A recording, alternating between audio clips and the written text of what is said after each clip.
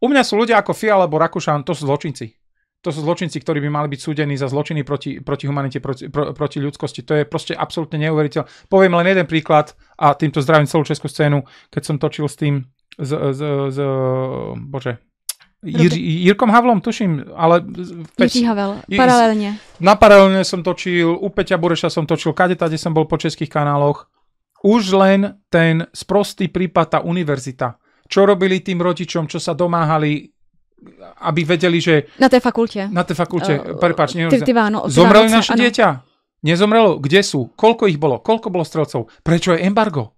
Prečo ste to robili? Oni do dneška v podstate do dnešného dňa to nie je vyšetrené a to ma akože na tom udivilo, ale čo ma fascinuje je,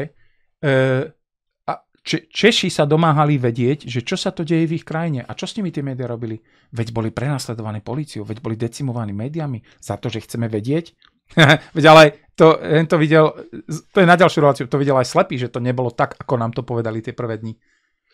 A zase, čo sa tam vytvorilo? Tlak, konflikt. To isté, ako vytvoríš v Izraeli a v Gaze a v Rusku a medzi Rusmi a Ukrajincami a medzi mnou a zbytkom sveta a medzi médiami na Slovensku však to isté konflikt, lebo ti povedia, že na fakulte sa stalo to, že sa tam našiel tento biely mobil. A teraz zbytok českého národa ti povie, prepáčte pán Rakušan, ale ten mobil je čierny, nie je biely. A bac.